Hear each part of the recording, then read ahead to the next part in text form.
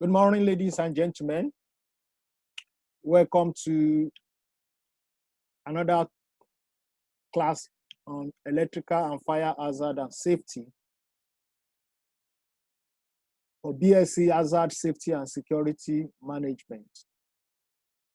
In the past 2 weeks, we've started the course and we have been able to handle electricity, the basic definition of electricity, and hazard related to electricity. Today, we will be going deeper into electrical safety and how electrical hazard affects the way we work, the way it affects the way we do things. So last week I told us about danger of electrical shock. The danger of electrical shocks and the way electricity affects us comes in different ways. The severity of injury from electrical shock depends on the amount of current and the length of time the current passes through the body. That means if you get in contact with electrical shock, the amount of electrical current that is you get in contact with, and also the time you used or to hold the material depends on how your body or how the shock will be. For example, if somebody holds 1/10 of an amp of an electrical current in just 2 seconds, that is enough to cause the death of that person.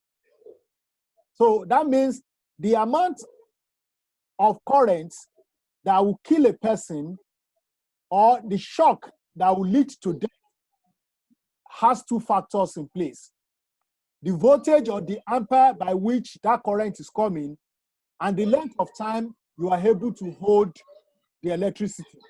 Those are the 2 things that control how shock affects us, whether it will lead to death or it will just cause a little injury to us. The amount of internal current a person can withstand and still be able to control the muscle of the arm is less than 10 milliamps. So which means if you have less than 10 milliamps, you can still hold the current. That's what we normally say, that thing shocked me, it shocked me, it has a little prick, because the current is still low, less than 10 milliamps. But if the current is greater than that, it can cause harm and it can cause injury to us. So 3 factors are involved in electrical shock. 3 factors are things that determines how our body reacts to electrical shock. The first one is the resistance. The second one is the voltage. The third one is the current. The first one is the resistance. You see, the lower the resistance of human body, the greater the potential of an electrical shock. You know, for those guys that build their body, or for those women that build their body, you know, most of their body are with muscle. That means the muscle, they have been able to develop their body to have resistance. So a person that is fat and a person that develops muscles, that person that is fat will get shocked easily. But a person that has muscle, that person, because of the muscle, his body will be able to have resistance to the electricity. So you can remember when we were growing up, there's a man called TA, that man that built a very strong muscle in this action film. That man can use his teeth to hold electrical current because he has been able to build his muscle, and his muscle is thickened. So one thing that determines whether current will pass through our body or will get shocked is the resistance, how you are able to develop your body to resist it. The second one is the voltage. The higher the voltage, the greater the potential of electrical shock. For all of us, we know that the voltage inside the transformer is different from the current inside our house. The voltage inside the transformer is different from the current inside our house. And the voltage inside the transmission station, where the current is being transmitted from, is even greater. So a voltage exceeding 50 volts is very dangerous. Any voltage that is exceeding 50 volts is very dangerous. It can easily lead to death. That is why when you see people who want to vandalize transformer, the following morning we meet them and they are dead, because at the transformer where the current is being distributed, the voltage is very, very high. The last one is the current. The higher the current, the greater the potential of an electrical shock. The higher the current, the greater the potential of an electrical shock. So current exceeding 5 milliamp is very, very dangerous. Current exceeding 5 milliamp is very, very dangerous. So 3 factors determine whether we are going to get shock or we are not going to get shock when we are working in an electrical panel or we are working so close to electricity. The first one is the resistance. The second one is the voltage, and the third one is the current. So current above 10 milliamp can paralyze or freeze a muscle. You know, a current above 10 milliamp can paralyze or freeze a muscle. When freezing occur, you know, when we hold an electrical current and the thing shock us, we quickly drop it. We quickly drop it. But when freezing occur, you won't be able to drop the tools. That's why when somebody want to go and do something bad or he gets shocked, people will meet the person there. We will now wonder, why he came in the night now? Why didn't he release himself? Because the current that passes through his body is greater, and that person has frozen. The person has frozen. So when a person gets in contact with an electrical current that is above 10 milliamp, his body will get frozen to the object, and they won't be able to release it. In fact, electrical object may be held even more tightly, resulting to a longer exposure to shock. So if you get exposed to shock at a longer time, you won't be able to release the object. And when the person fails to release the object, automatically the person will die, because the current will continue to pass through the person's body, and the earth, which serves as grounding, will return the current. So the person's body is the place by which the current will be passing. For this reason, if you want to work with electricity, the best option for you is to have a glove, or to have personal protective equipment that will not allow you to have body contact with objects that will pass current through your body. So if you can't let go of the tools, current will continue to pass through your body for a longer time, and which will lead to muscle paralysis and also lead to death. Immediately the current passes through the body, the heart will get frozen, and the person will not be able to breathe. If the person did not breathe, what will happen? The person will die. The person will die. So it is very, very important for us to have PPE when we are working. So a person stops breathing for a period of time. So when the current as low as 49 volts upward pass through the body, the person will die.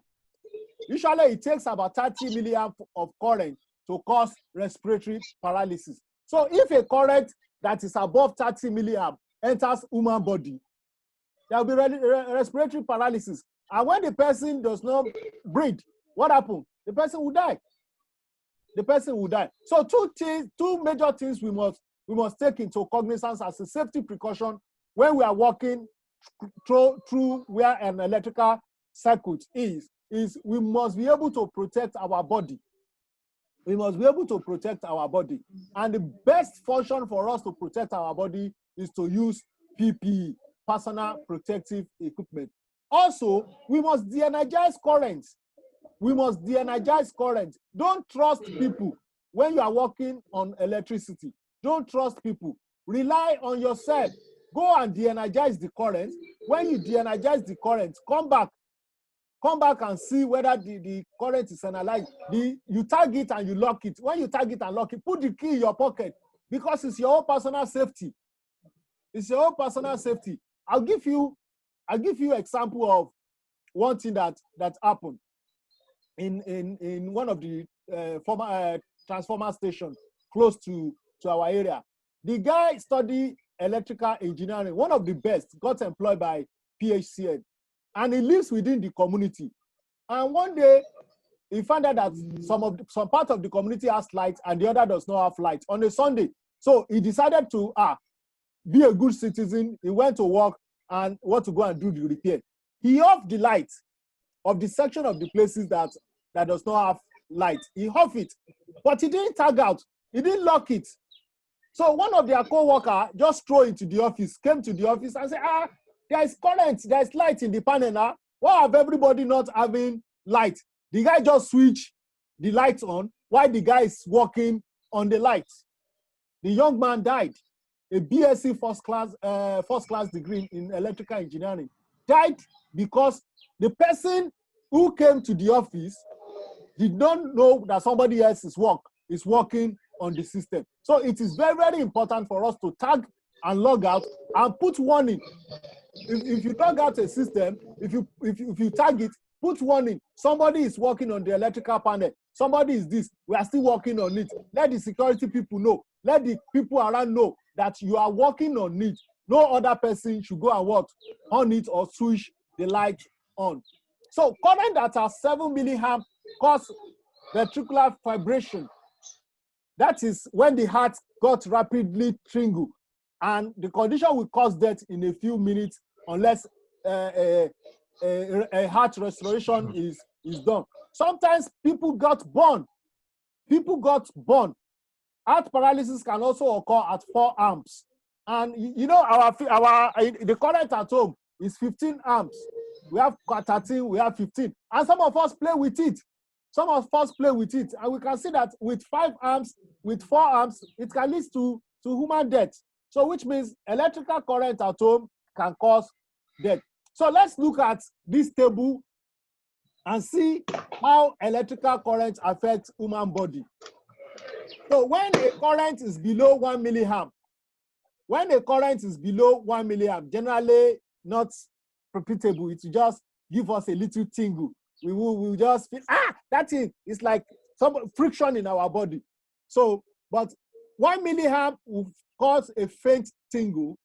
5 milliamp will slightly shock you. It won't pain you, but one will feel shocked, and an involuntary reaction will occur in our body. But for women, between 6 to 25 milliamp, for men, 9 to 30 milliamp, there will be painful shock, loss of muscular control, and freezing will occur. So if the current is between 9 to 30 for men, so some women that are saying women has power, women has things that men. No, electrical current deals with different people, gender differently. So you can see that men can absorb more current more than women. Why? Because our bone are thicker than them, and our muscles are even thicker than them. So at that point, at that period, your body gets freeze and the muscle gets stretched. But when the current is between 50 to 150 milliamps, extreme pain, respiratory arrest, and possibly death. So when the current is between 50 to 150 milliamps, there'll be what? That it could lead to death. 1,000 to 4,000 milliamps, wow. That one will die immediately, because there'll be what we call muscular contraction, and nerves damage will occur. The brain cells, the nerve cells will just get cut immediately, and death is likely if the person is not immediately restored back. At 1,000 milliamp, cardiac arrest straight, and several burns will occur. If you look at the video, I showed to you the first lecture, the video I sent to the platform, those workers who are carrying the ladder, you can, based on this now, you can see that the current that passes through their body is over what? 10,000 milliamps. Because immediately they touched the wire, they started what? They started burning immediately. So which means the current that passes through their body is more than 10,000 milliamps. So for over 15,000 milliamps, you know what the fuse, the circuit breaker will open and everything will got burst. That's what normally happens inside the transformer. You hear boom. So, and if somebody gets closer to that, the person will what? Will die. Sometimes high voltage leads to additional injuries. Sometimes high voltage leads to additional injuries. High voltage can cause violent muscular contraction. One may lose balance and fall. You know, when people die from electricity, or electrical shock, the deaths are categorized into two. There are one that is caused by that electrical current itself, and there is other ones that is aggravated by the electrical shock. So if somebody is on a pole, and he does not use the body hands to tie itself to the pole, and he gets shocked, and his hand gets released from the pole, what happened? He will fall down. When he fall down and he die, you see that the death can be from spinal injury or brain injury. They say, the person is shocked, oh, he died. But it is not the current that killed him. Rather, it is what? It is the fall that occurred from the shock that killed him. So at 600 volts, the current through the body may as well be greater than 4 amps. High voltage also produce burns. So if the voltage is high, it can burn our hand. It can even burn the muscle. It can even burn the bones. So if the voltage is high, apart from it shocking, apart from it, the hand can get burnt instantly because the voltage is high. A severe shock can cause much more damage to the body than it is feasible. You understand? Sometimes it can cause internal injury. You know, when I told you that one of the things that determines how electrical currents harm human being is the resistance. Some people, their body can resist it outside. They may not see the reaction outside, but they will have what? Internal injury. When the current passes through their body, it can destroy some tissues, it can destroy some nerves, and it can destroy some muscles. Sometimes it can even cause hemorrhage to the brain, and the person will die. But because the shock, he has the electrical shock, and he was able to live. That thing shocked him. Oh, thank God, though, he's safe. Oh, nothing happened. Don't worry, don't go to hospital. Don't go for checkup. I'm okay. This. Sometimes the people are not okay because probably some of the nerves in their body has been affected, or the brain tissue has been what? Has been affected, or the heart has been affected. So when somebody gets in contact with electrical shock, as HSC manager or the supervisor in the company, we should not quickly do what? Ask them to go. They'll go back to work. You are okay. No, we should recommend them to go to the hospital where they will do checks on them. We'll tell them, this our worker is working. The voltage that is working is this. The current that is working is on this. That will enable the doctor to know, okay, this is the voltage. This. Which part of his body can that voltage affect? Then they will now do body scan. They will now do CT scan for the brain to give the person a bill of health. Some people will feel because they had electrical shock, they are normal. They just say, shock, I'm okay. No, it is not. Sometimes the injury are internal, and because it's internal, they will not see. A week, 2 weeks, 2 years, or 3 years, something will happen. The person will just wake up, he will not die. He will not wake up, die. And the person will just fall and die. He say, what happened? He's a normal person, is this. It is only during accident investigation or probably if they do postmortem, they find out that his brain tissue has been blocked and blood was not circulating. then they will not be saying, what can cause it? What can cause it? That man, he had a shock 2 years ago. He had a shock last month. That could be the precursor. That could be the this. So sometimes the hidden injury caused by electrical shock results in delayed death. The person will be dying gradually. The person will be dying gradually, and people will not know. Shock is often only the beginning of a chain of events. Even if the electrical current is too small to cause injury, your reaction to the shock may cause you to fall, resulting in bruises, broken bones, or even death. So let's look at this case study. Let's look at this case study. A male service technician arrived at a customer house to perform pre-winter maintenance of an oil furnace. The customer then left the house and returned 30 minutes later. She noticed the service truck was still in the driveway. After 2 more hours, the customer entered the crawl space with a flashlight to look for the technician, but could not see him. Then she called the owner of the company, who came to the house. He searched the crawl space and found the technician on his stomach, leaning his elbow in front of the furnace. The assistant country coroner was called and pronounced the technician dead at the scene. The victim had electrical burn on his scalp and right elbow. So what will have happened? Let's look at what happened. After the incident, the electrician inspected the site. A toggle switch that's supposed to control electrical power to the furnace was in the off position.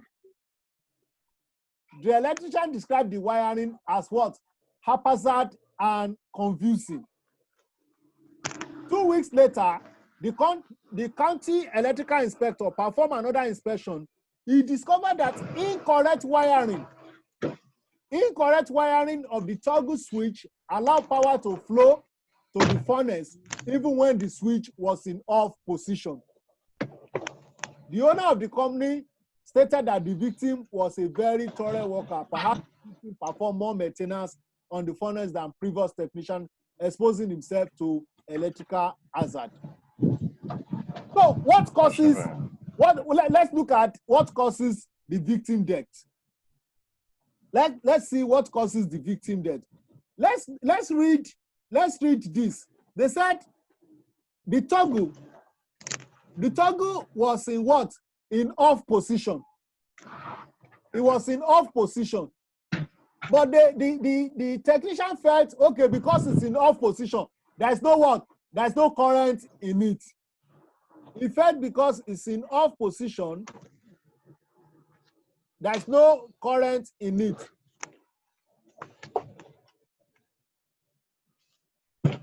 He felt because it's in off position, there's no current in it. However, there was a mistake when they were doing the wiring. You know, sometimes when we have switch, we have off and on. And the person, because he's rushing, they turn it upside down. They will turn it upside down, and the thing will be off and not on. The thing will be off and on. So that was what happened. The victim should have tested the circuit to make sure it is what? It was energized. He didn't check the circuit whether there is current in it or not. He just felt because he saw the switch in off, the thing is automatically off. But it's not off. It's not off. The person that did the circuit made a mistake by turning the thing upside down. The off is the on. Why the on is the off? So when he came to the house to do the repair, immediately he saw that the thing is off. He just went to do his own repair. Not testing the current, just testing whether there is current in it. And that was what I said earlier.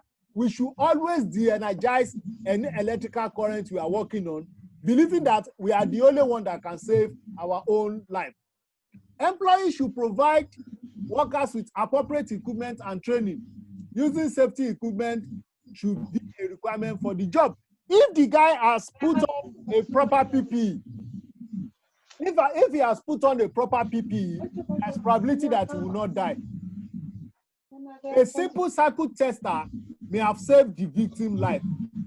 If he put on a simple tester to just test the current before working on it, it will have saved his life. Residential wiring should satisfy the National Electrical Code. Most of us, we just call the electrician to come and help us to wire our house. I know most people don't even know about building code in Nigeria. Talk less of knowing that there is a particular code called electrical wiring code, how your house should be wired.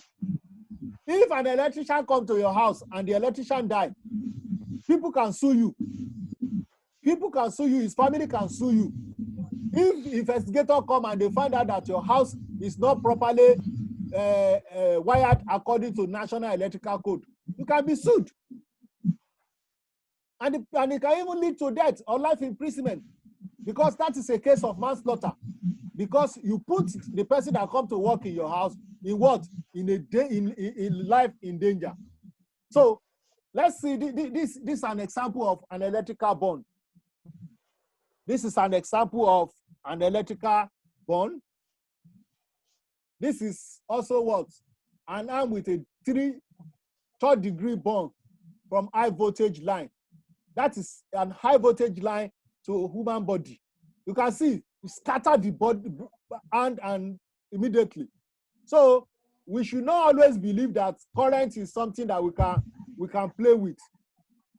There has been cases where the arm and the leg is severely burned by high voltage electrical current to the point of coming up, and the victim is not even electrocuted.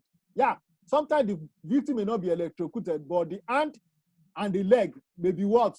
Burned beyond normal.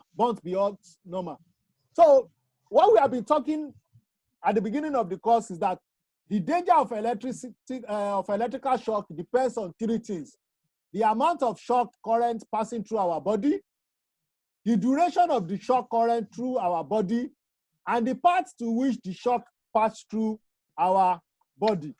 Those are the things we have been discussing from morning. So for those who join us late, we continue our lecture today with dangers of electrical shock. Dangers of electrical shock. So we know that electricity is very dangerous and it can cause a lot of things to us. So the severity of injury from electrical shock depends on the amount of electrical current and the length of time the current passes through our body.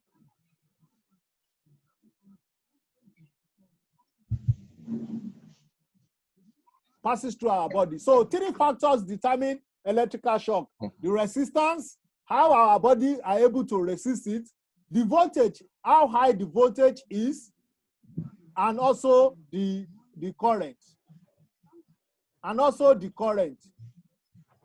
So for this reason, high-end equipment that are given that could lead to shock, we should do what? We should use PPE. We should avoid it and use PPE.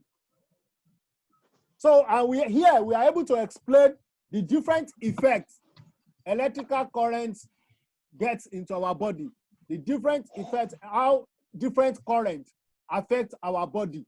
A current of below 1 milliamp will not do anything to us. But with 1 milliamp, we have a little faint. 5 milliamp can cause injury. Between 6 to 25 for women, from 9 to 30, it can cause trigger and it can even cause freezing. Between 50 to 150, pain, respiratory arrest, and it can even cause death. For 15,000 above, that person will cause the circuit breaker to go up. And we gave a case study of a male technician who wants to go and work in a place, but unfortunately, he did not put normal precaution in place, which is he did not check whether the current is energized or not. So that is for today's lecture for electrical hazard. So Any question? Put your earpiece. Is it today? Yes. Any question? Now. Put your earpiece. He has done it since. He has been doing it. They started since. Any question? I think he has started later. That's asking any question. I hear what he's saying. Any question? Oladele. We have less than 5 Oladele minutes. Lọ́wọ́ ìyàwó ẹ̀. Bóyá ọmọ yẹn ti lò. Bẹ́ẹ̀ Wá kí padà sí pé wọ́n láwọn ti kọ́ ra 200. Wọ́n ní kí n sọ̀rọ̀. So who must have used it? So, if there is no question, let us prepare for our next class. Our next class will be by 10. Let us prepare for our next class, which is by 10. I have noticed that only 2 people, Anna and Mr. Ibrahim, did the assignment. Mr. Ibrahim and Sister Anna, thank you for submitting your assignment. Others, you have scored 0 in the first continuous assignment. Others, you have scored 0. I have scored 0 for the first assignment. So we submit it. Come when? Now, network, no, they this your room. Submit it when? You are supposed to submit it via email. You are not to bring it. So you are supposed to send your answer to my email. So only 2 students responded. Anna and Mr. Ibrahim Sanda. Mr. Ibrahim Sanda, is it you? Hi, sir. Yes, sir. Thank you very much, sir. You, sir. Yes, so I saw it. So okay, see that the assignment should be sent. So thank you, ladies and gentlemen. That is the end of the first class. We'll see by 10 o'clock for process safety management. So there's no question. I don't want to give assignment today, so I will leave it. I don't give assignment too. I should not give assignment. That you are. Eddie, come and give assignment. Yes, sir. So students are supposed to collect assignment now. We are battling with the one you give us, sir. You are battling with the one. You can't submit. You can't submit again. You can't submit again. The time has elapsed. All right, sir. All right, sir. Okay. For some, hello, I don't know anybody that stays in Africa. If you are in Africa or you are working, there are some people who are calling me about the textbook, but it's now available at the resource center in Africa. So you can help me to tell the last BSc students, the last set. Some of them are calling me. All right, sir. But it's with the HOD in Africa. I dropped some of them during the week. Okay. Thank you, ladies and gentlemen. Yeah, Mr. Arugade. So thank you, ladies and gentlemen. We'll see by 10. All right, sir. Yeah, have a nice day.